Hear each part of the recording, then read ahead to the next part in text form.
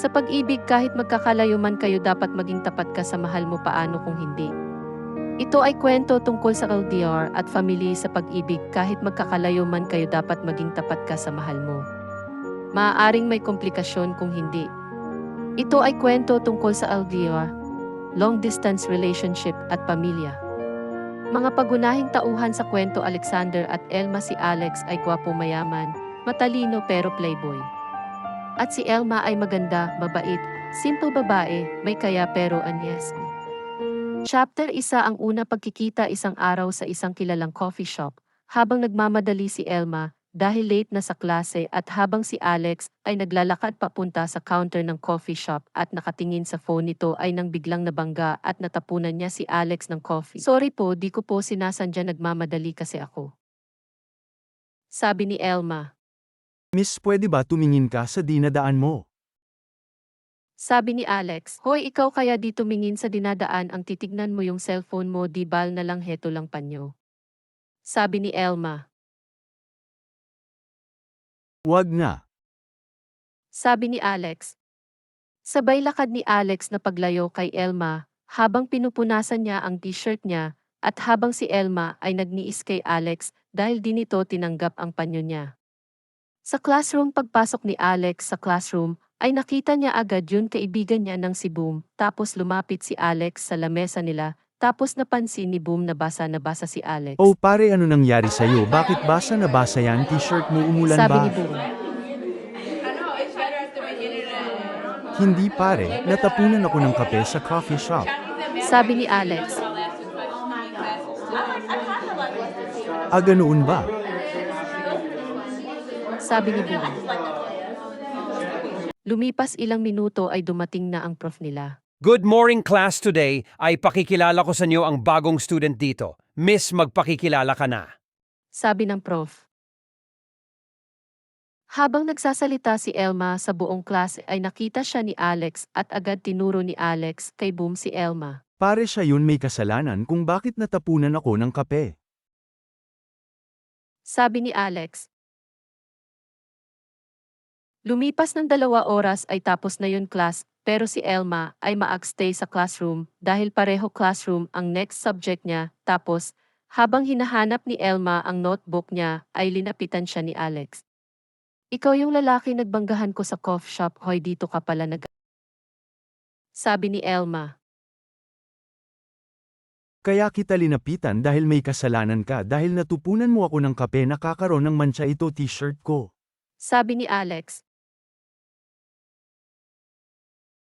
Kapal ng mukha mo para sabihin sa kinyan, para sabihin ko sa'yo, hindi ako may kasalanan, nagmamadali ako dahil late na ako sa class. Sabi ni Elma. Alam mo kung di ka lang babae sasapakin kita. Sabi ni Alex. Sige subukan mo kundi isusubong sa dean ng Sabi school. ni Elma. Habang nagtatalo sila Alex at Elma ay bigla tinawag ni Boom si Alex dahil may training sila ng basketball. Alex, tawag na tayo ni coach. Sabi ni Boom. Sige. Sabi ni Alex. Lumipas ng 1 oras pagkatapos ng class ni Elma ay pumunta siya sa court ng school para kitain niya ang kaibigan niya ng si Era, dahil sa court tumatambay si Era kapag tapos ng class. Bes, kamusta first day mo dito? Sabi ni Era. Okay lang. Sabi ni Elma. We, parang di ka ako, parang bad trip ka, may problema ba? Sabi ni Aira. Wala ito. Sabi ni Elma. Elma, kilala kita, alam ko itsura mo kapag may problema ka. Sabi ni Aira.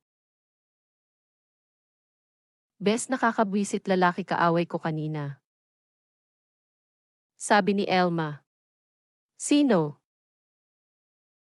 Sabi ni Aira.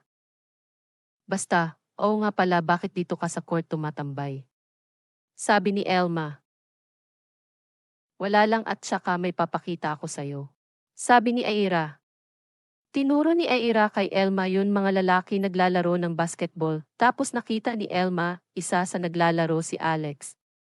Aira, sino yung lalaki naka-red jersey? Sabi ni Elma.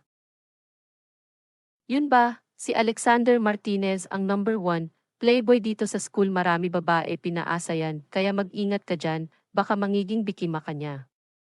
Sabi ni Aira.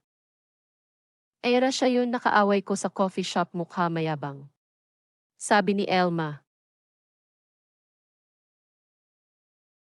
Talaga ba? Sabi ni Aira. Oo, at saka ako pa ang sisisihin niya kung bakit nakamansa yung t-shirt niya eh, di ko sinasandya. Sabi ni Elma. Ganun ba, ang bad boy pala siya? Sabi ni Aira. Oo nga, at saka di ako magiging biktima niya dahil may promise ako kanila mama at papa, di muna ako makakajowa hanggang di pa ako tapos sa pag-aaral. Sabi ni Elma. Okay, alam ko naman sinabi mo sa magulang mo pero nag-worry lang ako sa'yo, baka dahil sa kagwapuhan niya ay nagustuhan mo si Alex. Sabi ni Aira. Aira, di mangyayari yon dahil bisit na bisit ako sa lalaki yon, okay? Sabi ni Elma. Okay. Sabi ni Aira. Uwi na ako, tutal wala na ako next class, sige Aira, mauna na ako, bye. Sabi ni Elma. Pagtapos ng isang oras umuwi na si Elma sa bahay nila.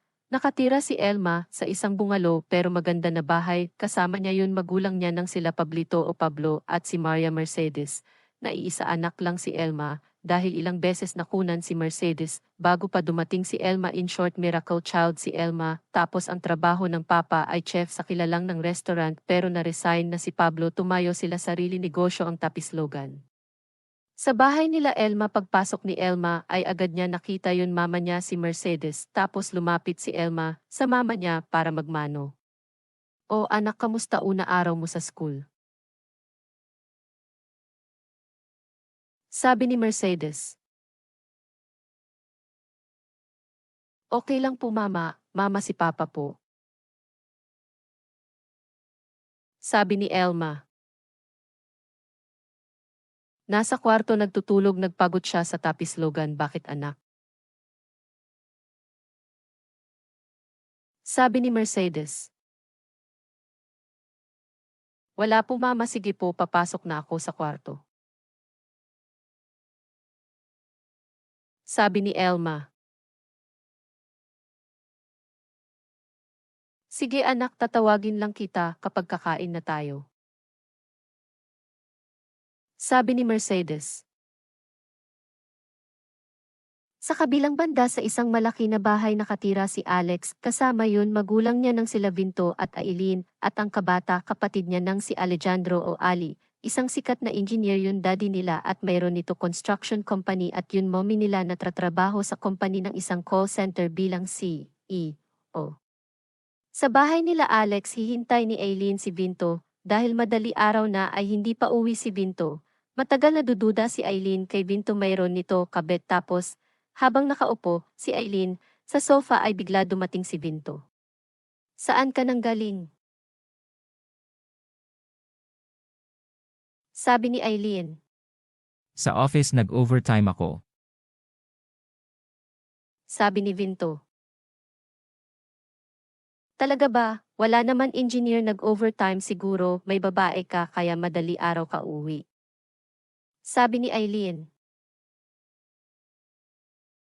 Wala akong ibababae at saka tigilan mo na pagdududa sa akin, wala ka naman patunayan may kabet ako, at saka gabi na baka nagririnig tayo mga bata. Sabi ni Vinto. Habang nagtatalo sila Vinto at Aileen, ay nagrinig ni Alex yun. Pagtatalo yun, magulang niya agad tumayo sa kama si Alex at sumilip sa pinto. Aileen, pagod ako, so please magtulog na tayo. Sabi ni Vinto. Ano kaya ang dahilan kung bakit pinagtagpo ng tadhana sila Alex at Elma? Ito ba sinimula pagkakilala nila sa isa't isa? Abangan ang susunod kabanata.